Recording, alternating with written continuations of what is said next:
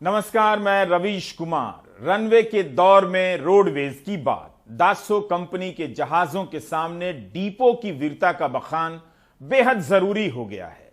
सर्वप्रथम डिपो की परिभाषा। डिपो उस एयरपोर्ट को कहते हैं जहां से जमीन पर उड़ने वाली सरकारी बसें निकलती हैं और वापस लौट आती हैं। यहां पर हर दिन लाखों यात्री बस से उतरते हैं, बस में चढ़ते हैं। बड़े बड़े एयरपोर्ट बिक गए, लेकिन डिपो नहीं बिका।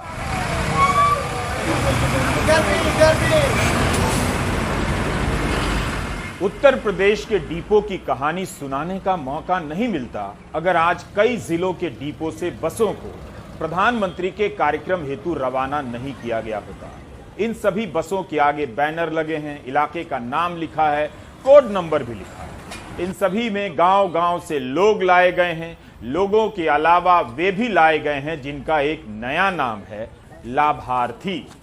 सुल्तानपुर की तरफ पहुंच रही इन बसों को कवर कर रहे थे आलोक पांडे, क्योंकि जहां से ये बसें लाई गई हैं वहां के यात्री सड़कों पर भटक रहे थे।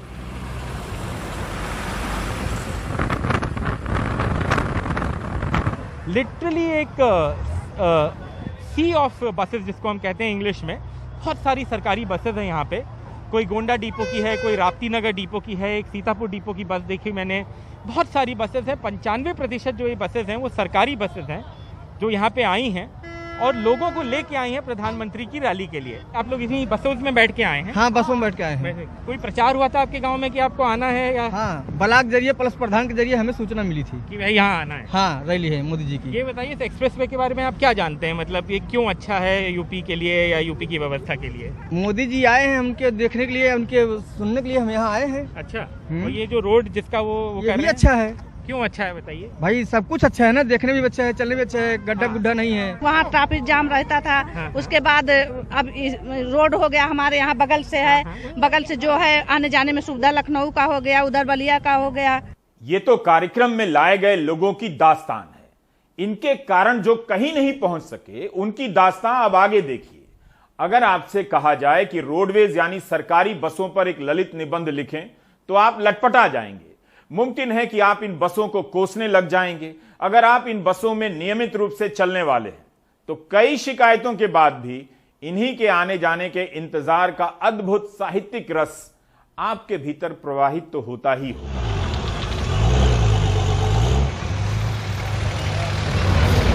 और अगर आप इन बसों में नहीं चलते हैं तो यह भी मुमकिन है कि अपनी कार को लेकर इन बसों से चिढ़े रहते होंगे, डरे रहते होंगे। इन्हें ओवरटेक करते समय अपनी अपनी पसंद के इष्ट को याद करते होंगे कि जल्दी से इन्हें पार कर जाएं, पता नहीं कब ये बसें इधर उधर मुड़ जाएंगी। मेरी राय में यह सब आपके मन की दुविधा और दुर्भावना है। भले ही आप राजनीति में लौह पुरुष को आदर्श मानते हों, लेकिन लोहे के जैसी रोडवेज की इन बसों को देखते ही घबरा जाते हैं। इन बसों में प्रयुक्त लौ अयस्कों की मात्रा के कारण ही आप रास्ता देने के लिए रास्ते में रास्ता खोजने लगते। रोडवेज की बसों की खड़खड़ाहट से आपकी कार की कोमल त्वचा ठिठुर जाती है और हॉर्न बजाने से पहले ही कार साइड हो जाती है। हर वक्त चमचमाती गाड़ियों को देखने की नजर का जब से विकास हुआ है, नजर का, उन तमाम नजरों में ये बसें पिछड़ी नजर आती हैं। राष्ट्रीय सैंपल सर्वे के अनुसार भारत में 66% लोग बसों से यात्राएं करना पसंद करते हैं। बसें भी यात्रियों को खूब पसंद करती हैं, तभी तो टूटी फूटी हालत में भी उन्हें ढोती रहती हैं। इन बसों के यात्रियों के मन में यह बस राज्य व्यवस्था का जीवित साहित्य है। इनकी फर्श बता रही है कि मानव आज भी यात्री है। बारिश और सर्दी के दिनों में खिड़कियों के होने का पता चलता है। अगर किसी यात्री के भाग्य में बिना शीशे वाली खिड़की आ गई तो फिर उसकी रक्षा ना तो मफलर कर सकता है, ना छाता। इन बसों का गियर निजी मामला नहीं है, बल्कि इनके बदले जाने की सूचना बस के हर यात्री तक पहुंच जाती है, चाहे वो कहीं बैठा हो। जब चालक स्टीयरिंग घुमाता है तो हर यात्री के भीतर पौराणिक कथाएं जीवंत हो जाती हैं, जैसे किसी ने अपनी उंगली से धरती को घुमा दिया हो और इसी के साथ हम कलयुग से सतयुग की तरफ प्रस्थान कर रहे हैं, रोडवेज की बसों में सफर कर रहे हैं।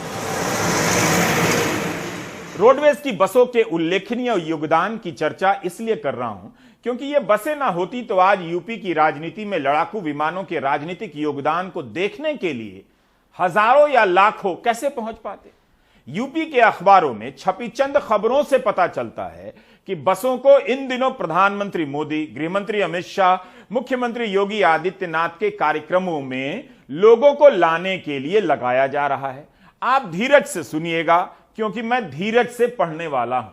सुकून में दिखे कार्यकर्ता, प्रशासन पर भीड़ जुटाने का जिम्मा। अमर उजाला के अश्विनी सिंह की यह खबर कमाल की है। इस खबर के अनुसार बीजेपी के कार्यकर्ता सुकून में हैं और प्रशासन 20,000 लोगों को भेजने का टारगेट पूरा कर रहा है। खबर में लिखा है कि अंबेडकर नगर जिले के सभी ब्लॉक में 396 बसें भेजी गई हैं, जिनसे सरकारी कार्यक्रमों के लाभार्थी लाए जाएंगे और भीड़ भी। 15 नवंबर के दैनिक भास्कर की यह खबर है कि पीएम की रैली के लिए रोडवेज की 170 बसें सुल्तानपुर रवाना कर दी गई हैं। प्रधानमंत्री के कार्यक्रम में 2 लाख लोगों को लाने का लक्ष्य रखा गया है और इसके लिए 2000 बसें लगाई जाएंगी। हिंदुस्तान में छपी इस खबर के अनुसार पूर्वांचल एक्सप्रेसवे के उद्घाटन समारोह में लोग शामिल हो सकें, इसलिए कन्नौज बस डिपो की 18 बसें सुल्तानपुर और अयोध्या भेजी गई हैं। 14 नवंबर के हिंदुस्तान की खबर है कि सुल्तानपुर में भाजपा की रैली में बरेली रोडवेज की बसें गई हैं, जिससे यात्री परेशान हैं। लोगों ने हंगामा किया। इस खबर में यह भी है कि अंबेडकर नगर प्रशासन ने बरेली से 75 गाड़ियां मांगी हैं, इसलिए बसों में कमी आ गई है। 15 नवंबर अमर उजाला के लखनऊ संस्करण की खबर है कि पीएम के प्रोग्राम में गई रोडवेज की 40 बसें, भटक रहे हैं 5000 यात्री। 13 नवंबर के अमर उजाला में खबर छपी है कि अलीगढ़ मथुरा रूट पर बस नहीं मिली, इंतजार करते रहे यात्री।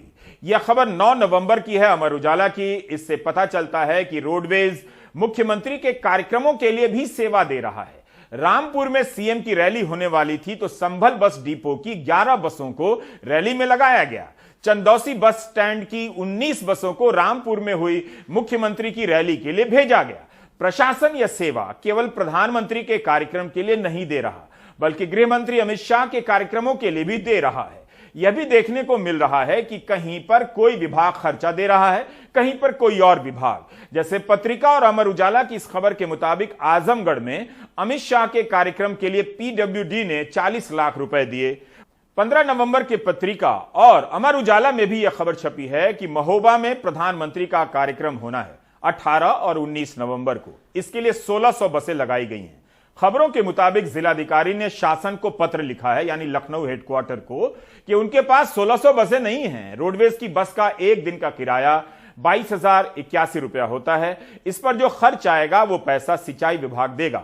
अमर उजाला ने लिखा है कि 18 और 19 नवंबर के लिए बसों के इंतजाम पर 7 करोड़ खर्च होंगे। तो आज सुल्तानपुर में हुए प्रधानमंत्री के कार्यक्रम के लिए यूपी के कई डिपो वीरान हो गए। उनकी बसें लोगों को लाने चली गईं, जिनका नाम इस कार्यक्रम के लिए लाभार्थी रखा है। जल्दी ही वो दिन आएगा जब सरकार ही लाभार्थी को दिए जाने वाले अनुदान से प्रधानमंत्री के कार्यक्रम में उन्हें लाने का खर्चा पहले ही काट लेगी। आइए अब तनिक इस डिपो का दर्शन करें। यह फैजाबाद अयोध्या का मुख्य डिपो है।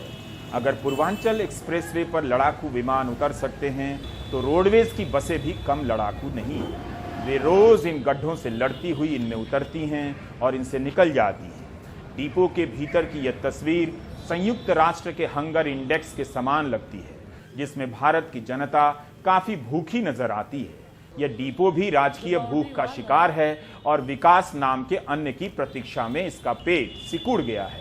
प्रमोद श्रीवास्तव अपने कैमरे से डिपो की चांद सी सतह इसलिए दिखा पाए कि आज यहां की बसें प्रधानमंत्री के कार्यक्रम में चली गई हैं, वरना आम दिनों में यहां 15 से 20,000 यात्रियों का आना जाना लगा रहता है।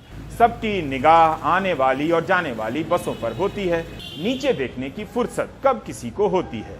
डिपो की इमारतें पुरानी हो चुकी हैं, अतः उम्र के अनुसार जर्जर भी हैं।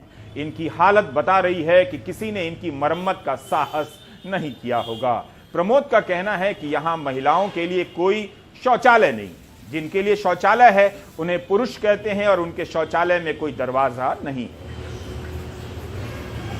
इस डिपो के भीतर ही गंदगी और कूड़े का अंबार देखने की पर्याप्त व्यवस्था करा दी गई है। इसके लिए लड़ाकू विमान से कहीं और जाने की जरूरत नहीं। यात्रियों के लिए बने इस विश्राम स्थल और टिकट प्राप्ति स्थल का दर्शन भी कर लीजिए। आप समझ सकेंगे कि क्यों सरकार पूर्वांचल एक्सप्रेसवे का विज्ञापन देती है और रोडवेज की बसों का विज्ञापन नहीं देती है, जिससे लाखों लोग हर दिन चलते हैं।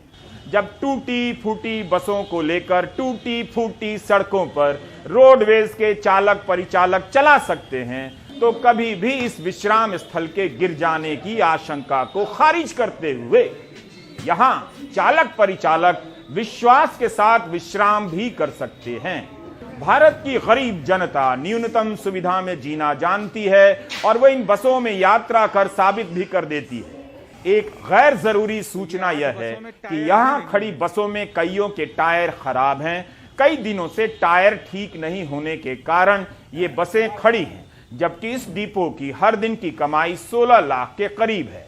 आज डिपो खाली हैं, यहां की बसें चली गई हैं। शायद किसी को पता है कि बसों के इंतजार में यात्री यहां भटकते जरूर आएंगे, तो उनके लिए एलईडी स्क्रीन वाली बस डिपो के बाहर लगा दी गई है, ताकि वे भी देख सकें कि यहां की बसें इसी कार्यक्रम में गई हैं जिसके प्रसारण में प्रधानमंत्री दिखाई दे रहे हैं। अयोध्या के बाहर एक स्टेशन बना है, लेकिन यह डिपो नहीं है। यहां पर हाईवे से गुजरने वाली बसों से यात्रियों को उतारा और चढ़ाया जाता है। अयोध्या में मेले के समय भीड़ भाड़ के कारण बाहर से आई टूरिस्ट बसों को यहां उतारा जाता है, पार्क कराया जाता है। बाहर के लोगों के लिए दृश्य अच्छा होना ही चाहिए। प्रतापगढ़ जाना है मुझे बहुत आवश्यक काम से, तो यार रोड पे पूरा खाली पड़ा है, बसें नहीं मिल रही। मैं सुबह यहाँ 7 बजे 6 बजे से आगे 6 बजे आ गया और मुझे अभी तक प्रतापगढ़ की बस नहीं मिल पाई। सारी बसें पता चल रहा है कि माननीय प्रधानमंत्री मोदी जी कोई पूर्वांचल वे के उद्घाटन करने आ रहे हैं और सारी बसों को उन्होंने एक्वायर करके हर ब्लॉक में लगा दिया है। यहाँ पर कोई गाड़ी नहीं है, सुबह से खड़े हैं और हमको बनारस जाना है। बनारस से फिर हम बिहार जाएंगे। इलाहाबाद जाना है मुझे और मैं सुबह 7:30 बजे से खड़ा हूँ, 9:30 बज चुका है, लेकिन अभी तक जो है कोई बस नहीं यहाँ रोडवेज पे है, न कहीं से आ रही है। अभी आधे घंटे पहले बस गई हमारे यहाँ की एसी, दूसरी बस निकलवाने की व्यवस्था की जा रही है, अभी निकलेगी बस। तो क्या कुछ रैली वैली का चक्कर है? आपके यहाँ से भी बसें गई हैं? हाँ, 50 बसें गई हैं। एक तरफ रनवे पर विकास का प्रदर्शन हो रहा है, तो दूसरी तरफ रोडवेज भी अपनी क्षमता का विकास दिखा रहा है। मुझे पता था कि आप वाराणसी के बस डिपो को भी देखना चाहेंगे। वाराणसी जापान के क्योटो शहर की पार्टनर सिटी है। भारत में बहुत कम शहर हैं जिनका विदेशों में पार्टनर है। हमारे सहयोगी अजय सिंह क्योटो के पार्टनर वाराणसी के बस डिपो से जैसी तस्वीरें उन्होंने भेजी है, उसी के अनुकूल शब्द अवतरित हुए हैं। इस बस को प्रधानमंत्री के कार्यक्रम में जाने का सौभाग्य प्राप्त नहीं हुआ। इसकी हालत बता रही है कि जब तक इस खंडहर हो चुकी बस के चलने की उम्मीद है, तब तक भारत के लोकतंत्र के बचे रहने की उम्मीद की जा सकती है। इस डिपो में प्रवेश करती यह बस उदाहरण सहित बता रही है कि बिना रनवे के भी रोडवेज की बसें चलती हैं और ऊबड़ खाबड़ सतह को समतल मानकर चलती हैं। इन बसों ने दिखा दिया है कि एक दिन सड़कें गायब भी हो जाएं, तब भी ये गायब नहीं होने वाली हैं। इनका होना सड़कों के होने पर निर्भर नहीं है। इस बीच आप वाराणसी डिपो के महिला शौचालय का हाल भी देखिए। नेगेटिव लोग शौचालय के बाहर कूड़े के संग्रह पर नजर डालेंगे, लेकिन पॉजिटिव लोग राहत की सांस लेंगे कि शौचालय तो है, बढ़िया बाटे। यहां पर नोटिस टांग दिया गया है कि सभी गाड़ियां सुल्तानपुर की रैली में चली गई। प्रशासन की यह पारदर्शिता प्रशंसनीय है। कोई बात किसी से छिपाई नहीं जा रही है। जब यहां की गंदगी किसी से नहीं छिपाई जा रही है, तो बसों के ना होने की सूचना क्यों छिपाई जाए? इस सूचना को प्राप्त कर बहुत से यात्री डिपो में इधर उधर ताकते दिखे, ताकि कहीं से आती हुई बस दिख जाए, उनके घर जाती हुई बस मिल जाए। इस बस में सवार होने वाली भीड़ देखकर एक बार लग सकता है कि सारे यात्री कहीं इसी एक बस में ना समा जाएं। ऐसा प्रतीत हुआ कि बस के भीतर कोई फिल्म लगी है और बाहर लोग टिकट के लिए लाइन में लगे हैं। इस बस को देखकर यात्री बेसब्र हो गए और अपनी धक्का मुक्की की क्षमता का परीक्षण व प्रदर्शन करने लगे। कि अभी भी इस तरह से सीटें हासिल करने की योग्यता वे रखते हैं या नहीं। बस में बैठे यात्रियों को लग रहा है कि आज बस नहीं मिली है बल्कि सौभाग्य प्राप्त हुआ है। एक तरफ जहां हजारों लोग बस से वंचित हो गए, वहीं ये कुछ लोग बस को प्राप्त हो गए। आफत के इस समाचार में आप राहत की तस्वीर भी देखिए। थोड़ा आइटम चेंज होता है तो बारात के नाश्ते का आनंद ही कुछ और होता है। डिपो केवल जीवित और युवा बसों का स्थल नहीं है, बल्कि यह वृद्धाश्रम का भी काम करता है। वृद्ध या मृत हो चुकी बसें भी यहां खड़ी हैं, याद दिलाती हैं कि न तब बदला न अब बदला। जीवन और मृत्यु दो ही सत्य हैं, बाकी जगत मिथ्या है। कैंट स्टेशन से अजय सिंह के कैमरे से आपने वाराणसी के डिपो का हाल देख लिया। बाकी आसमान में उड़ते लड़ाकू विमानों को देखना है तो आप छत पर जा सकते हैं। आपने कैंट स्टेशन की कई चमकदार तस्वीरें व्हाट्सएप में देखी होंगी। बस डिपो की यह तस्वीर उनसे छूट गई थी जो हम दिखा रहे हैं। मैं सर अभी गोरखपुर से आया हूँ, तो गोरखपुर से आने के बाद यहाँ पर कोई हम शक्ति नगर जाना चाह रहे हैं। शक्ति नगर के लिए यहाँ कोई बस नहीं है बनारस बस स्टैंड में। अच्छा जी, क्या वजह बता रहे हैं? वजह है कि जो मोदी जी का और योगी जी का रैली चल रहा है उत्तर प्रदेश में, उसकी वजह से बसें सारी अपना मंगा लिए हैं। तो सरकारी बस है जो कि मंगा लिए हैं, अगर उनको रैली करना है तो अपना खुद का इंतजाम करें, जो कि ये बसें सरकारी जो मंगाया जा रहा है उसकी वजह से पब्लिक को काफ़ी समस्या हो रही है। तो किस बात से आप परेशान हैं? क्या हमको गाजीपुर जाना है, हम 1 घंटे से परेशान हैं। इंक्वायरी ऑफिस के सामने लिख कर रख दिया इन्होंने कि सारी बसें रैली में गई है, बस की कोई सुविधा नहीं, जाके देख लीजिए आप यहाँ पर। अच्छा। हम लोग परेशान हैं। अच्छा, तो हम ये हमारा कहते कि रैली में नेता अपना इंतजाम करें, जनता क्यों परेशान कर रहे हैं? कहने का हमारा मतलब ये है, हम लोग हैं ज़्यादा परेशान, बहुत परेशान है। बताइए 70 साल उम्र है, 1 घंटे से खड़े हैं। एक ही बात का अफसोस है कि इतनी मेहनत से तैयार इस प्राइम टाइम को यूपी सरकार रोडवेज की बसों और डिपो में नहीं दिखाएगी। नहीं विपक्ष के लोग, महाआलसी लोग गांव गांव में इसे लेकर जाएंगे और लोगों को दिखाएंगे, कोई नहीं देखेगा। फिर भी डिपो के विकास का यह कार्यक्रम बना रहा हूं। इसे देखते ही लोगों को गर्व होगा कि वे बिना विकास वाले डिपो और बसों में यात्राएं कर रहे हैं और बिना विकास के भी जी सकते हैं। लड़ाकू विमान नामक विकास की जरूरत नहीं है। अजय सिंह नामक हमारे सहयोगी संवाददाता ने वाराणसी क्षेत्र के स्टेशन प्रभारी से सूचनात्मक वार्तालाप की है। राय साहब, ये जानना चाह रहे हैं कि आपके यहाँ टोटल बसें कितनी हैं और आज कितनी चल रही हैं? देखिए, आज तो कम बसें हैं, टोटल बसें तो पूरा हर डिपो से मालूम होगा, लेकिन इस रीजन से 200 बसें चली गई हैं सुल्तानपुर रैली में मोदी की। अच्छा, तो इसलिए दिक्कत हो रही है। इसलिए दिक्कत हो रही है? हाँ जी। तो आज पैसेंजर को कैसे समझा रहे हैं आप? पैसेंजर को समझा रहे हैं कि भाई जहाँ तक के लिए मिलती, जैसे यहाँ से आप सुल्तानपुर चलिए, वहाँ से लखनऊ मिल जाएगी। सुल्तानपुर लखनऊ की भी गाड़ी लगवा रहे हैं, जौनपुर की दे रहे हैं, आजमगढ़ की दे रहे हैं, गाजीपुर तक की दे रहे हैं। बस इसी तरह से दे रहे हैं गाड़ियाँ। तो मैनेज कर रहे हैं पूरा? मैनेज कर रहे हैं। एसी गाड़ियों को अब ज़्यादा चलवा रहे हैं, जो बची हुई हैं वो एसी गाड़ियाँ हैं। तो गोरखपुर चलवा रहे हैं, जो है आगरा जा रही है, आपकी कानपुर जा रही है, लखनऊ जा रही है, मेन जगह पर भेजा जा रहा है। लेकिन उसको जहाँ 4-5 बसें जो एक साथ, वहाँ 1-8 बसें 2 बसें ऐसे करके भेजा जा रहा है। आलोक पांडे सुल्तानपुर में थे। पूर्वांचल एक्सप्रेसवे के उद्घाटन और लड़ाकू विमानों के उतरने की अद्भुत घटना को कवर करने के लिए गए थे। हम इस वक्त पूर्वांचल एक्सप्रेसवे पे हैं।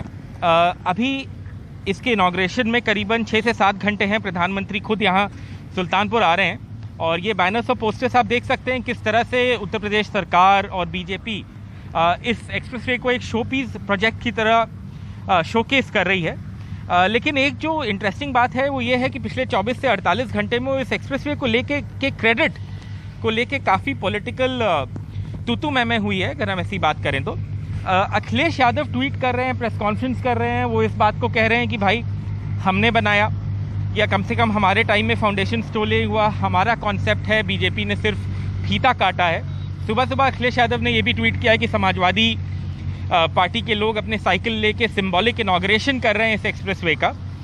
बीजेपी ने कल ट्वीट करके ये कहा कि अगर इतना फॉल्स क्रेडिट लेने का शौक है अखिलेश यादव को तो राम मंदिर के कंस्ट्रक्शन का भी क्रेडिट ले सकते हैं। एक और झूठ से बीजेपी कोई फर्क नहीं पड़ता। खैर फिलहाल ये जो पूरा एक्सप्रेसवे है ये एक राजनीति का केंद्र बन गया है। यूपी में चुनाव होने हैं, राज्य के चुनाव, और 6 महीने से कम में होने हैं, और इसीलिए शायद आप ये देख रहे हैं कि इस तरह का क्रेडिट की होड़ मची हुई है। 341 किलोमीटर लंबा एक्सप्रेसवे है, 22,500 करोड़ रुपए के कॉस्ट पे बना है। लखनऊ को गाजीपुर से जोड़ेगा, गाजीपुर ईस्टर्न यूपी में है, और वहाँ से बिहार बॉर्डर करीबन 20 किलोमीटर और है। तो रोड का बनना और रोड पे चलना ये बहुत अच्छी बात है। इसके पीछे जो पॉलिटिक्स है वो तो हम देख ही रहे हैं। इन खबरों से यह भी समझ आ रहा है कि चुनाव आयोग की आचार संहिता की वर्तमान व्यवस्था बेकार हो चुकी है, उसे बदलने की जरूरत है, क्योंकि सरकारों ने इसकी काट निकाल ली है। आचार संहिता से पहले के 3-4 महीनों में रैलियों को सरकारी कार्यक्रम का नाम देकर हर तरह की नैतिकताओं का आचार बना दिया जाता है। चुनाव आयोग को क्या अब आचार संहिता 3 महीने पहले नहीं लगा देनी चाहिए? या ध्यान से सुनिए, क्या यह अच्छा नहीं होता कि चुनाव आयुक्तों का कार्यकाल भी 10-20 साल का हो जाए, ताकि आचार संहिता की जरूरत ही ना पड़े? इसे एक पैटर्न के रूप में देखिए।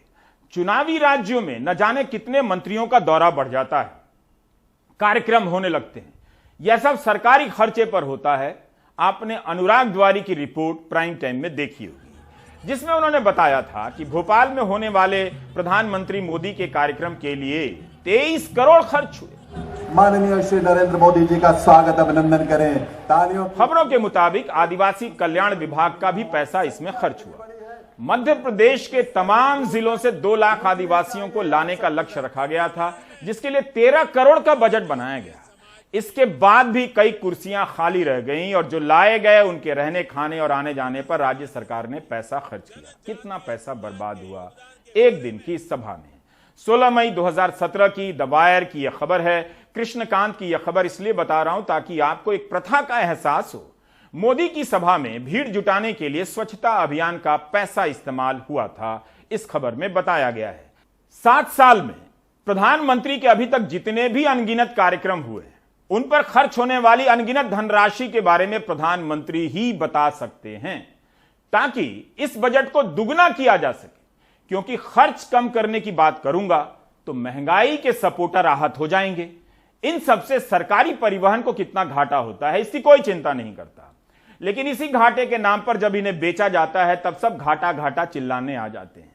सीएजी ने अपनी एक रिपोर्ट में गुजरात राज्य परिवहन निगम के घाटे पर विस्तार से बताया है। जब यह रिपोर्ट आई थी तब डीएनए नामक अखबार ने इसके राजनीतिक इस्तेमाल को लेकर खबर छापी थी। डीएनए की यह रिपोर्ट सितंबर 2018 की है। यह रिपोर्ट गुजरात के बारे में है। इस रिपोर्ट में सीएजी और विधानसभा में दिए गए आंकड़ों का जिक्र है। इस रिपोर्ट में लिखा है कि गुजरात सरकार अपने राजनीतिक लाभ के लिए जीएसआरटीसी का दोहन करती आ रही है। सीएजी ने कहा है कि गुजरात की आबादी बढ़ी है, लेकिन इन बसों के यात्री घट गए हैं, बसों की संख्या भी घटी है। डीएनए ने अपनी रिपोर्ट में लिखा है कि किस तरह राज्य सरकार राजनीतिक काम में इस्तेमाल के बाद बसों का पैसा नहीं देती है। सरकारी रिकॉर्ड से पता चलता है कि 2016-17 के दौरान इन बसों का अधिकतम इस्तेमाल हुआ जब राज्य में चुनाव होने वाले थे।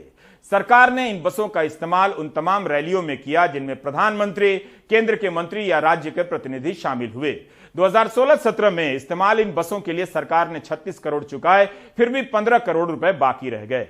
ताजा स्थिति की जानकारी नहीं है, यह रिपोर्ट उसी वक्त की है।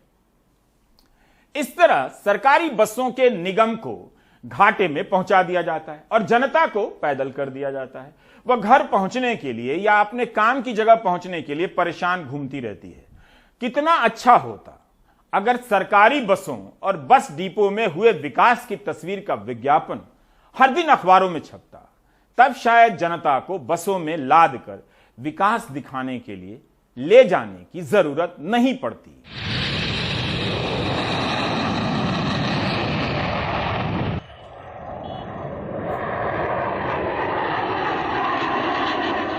चुनावों में धर्म और रक्षा के इस्तेमाल की प्रक्रिया को गौर से देखिए। विकास की पैकेजिंग में रक्षा सेवाओं के इस्तेमाल बहुत सावधानी से किए जा रहे हैं। आम आदमी भी इस पैकेजिंग का हिस्सा है। उसके आसपास विकास नहीं है तो उसे उस जगह पर लाया जाएगा जहां विकास हुआ है। बस डिपो में विकास नहीं देखा तो क्या हुआ, एक्सप्रेसवे का विकास देखना पड़ेगा। वह विकास के करीब जाकर भी विकास से दूर खड़ा रहेगा। आसमान से उतरने वाला विमान वापस आसमान में चला जाएगा और लौटकर वह उसी बस में सवार होगा आम आदमी, जो खड़खड़ाती हुई इस डिपो में जाएगी, जो खंडहर जैसा हो चुका है।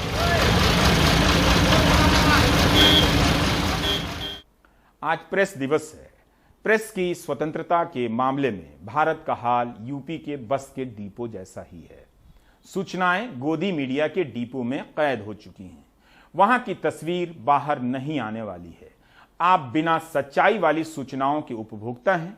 नाम की मिठाई है मगर चीनी नहीं है, क्योंकि सही सूचनाएं आपके रक्त का प्रवाह बढ़ा देंगी और यह आपके स्वास्थ्य के लिए अब अच्छा नहीं होगा। अच्छा यही होगा कि लोग मुर्दा बने रहें, बाकी लोग ब्रेक ले लें।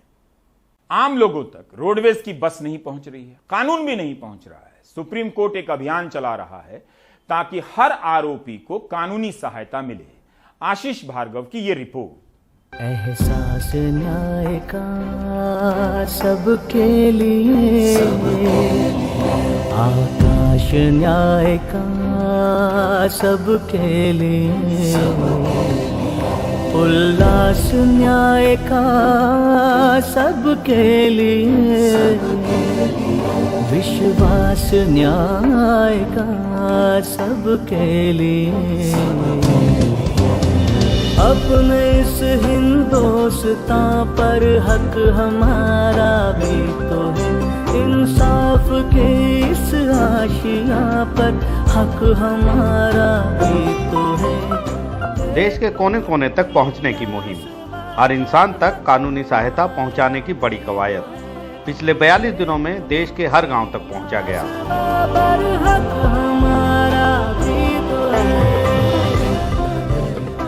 अपने देश में कई सारे लोग होते हैं जिनको यहाँ तक मालूम नहीं होता कि उनके हक क्या हैं, और एक हक जो उनको कॉन्स्टिट्यूशन ने दिया हुआ है वो है मुफ्त में कानूनी सहायता और सलाह, फ्री लीगल एड। तो फ्री लीगल एड हर आदमी का हक है, लेकिन उनके बारे में जानकारी बहुत कम लोगों को होती है। लैक ऑफ अवेयरनेस, जानकारी की वजह से फिर जो आदमी उसको सहायता नहीं मिलती, उसकी वजह से कई सारे लोग, कई सारे कुटुंब हमेशा लोन की गर्त में फंसे रहते हैं। बहुत सारा पैसा उनका चला जाता है। उसके जो बाकी सेकेंडरी इफ़ेक्ट्स होते हैं वो भी बहुत ज़्यादा होते हैं फैमिलीज़ पर। इससे बेहतर यह है कि हर आदमी को जिसको भी कानूनी सलाह या सहायता की ज़रूरत है उसको टाइम पर उसको हमेशा मालूम होना चाहिए, एक तो पहली बात। दूसरा, उसको कानूनी सहायता एक्सटेंड भी होनी चाहिए, उसको उपलब्ध भी होनी चाहिए। तो इस वजह से उसको उपलब्धि करनी है तो कैसे करनी है? तो हर जगह सबसे पहले उसको अवेयरनेस की ये जो फ्लेम है, ये ज्योत है, वो हर जगह जगनी चाहिए। लाचारों को न्याय मिलेगा, दुखियारों को न्याय मिलेगा, कमजोरों को न्याय मिलेगा। नेशनल लीगल सर्विस अथॉरिटी लगातार कोशिश कर रही है कि समाज के हाशिए वाला वर्ग किसी भी तरह की कानूनी सहायता से वंचित न रहे। साथ ही अगर कोई सरकारी योजना है तो भी उनका हक मिलता रहे। उम्मीदों के इस गुलसितां पर हक हमारा भी तो है। केंद्र सरकार की हो या राज्य सरकार की हो, जैसे आप अगर जैसे एक राज्य में मैं गया था तो उनकी स्कीम ये है कि जो बच्ची लड़की 12th बोर्ड में 85% के ऊपर लेती है मार्क्स, तो उसका शिक्षण, उसके आगे वाला एजुकेशन, उसको स्कॉलरशिप, उसको एक 2 व्हीलर दिया जाता है। तो ये जैसी एंटाइटलमेंट है कि हर एक स्कीम के अंडर, उन स्कीम्स के अंडर की जो एंटाइटलमेंट है, उस एंटाइटलमेंट या उसका हक जो है स्कीम के अंदर, वो स्कीम वाला हक भी उसको दिलाना है। ऐसे लोग पहले लोकेट करके, आइडेंटिफाई करके, उनसे जो बाकी जो फॉर्म्स वगैरह भरने होते हैं या जो भी आइडेंटिफिकेशन होता है वो काम ख़त्म करके वो स्कीम का जो एक्चुअल बेनिफिट है वो भी उस जो भी पर्सन है, लड़की हो लड़का हो, उनके तक पहुंचाना। जैसे ये स्कीम मैंने सिर्फ आपको लड़की के बारे में बताई। अब कई बार ये स्कीम्स होती हैं कि जो दिव्यांग है उनको कुछ स्कीम्स होती हैं, उनके लिए कुछ बेनिफिट्स होते हैं, लाभ होते हैं। तो ऐसे जो लाभार्थी है वहां तक लाभ पहुंचाना, ये भी काम हम करते हैं। नालसा का मिशन है access to justice for all, यानी न्याय सबके लिए समाज के। लेकिन चुनौती ये है कि आखिर इतने बड़े देश में हर नागरिक को उसके कानूनी अधिकारों को लेकर जागरूक कैसे करें। इसके लिए तय किया गया है कि देश के किसी भी थाने में दर्ज FIR में कानूनी सहायता की जानकारी होगी। हर पोस्ट ऑफिस में कानूनी सहायता और अधिकारों की जानकारी रहेगी। हर तालुका में लीगल एड क्लिनिक तक पहुंचा जा सकेगा। वहीं अब इस अभियान के जरिए देश भर के लोगों से जुड़ा जा रहा है।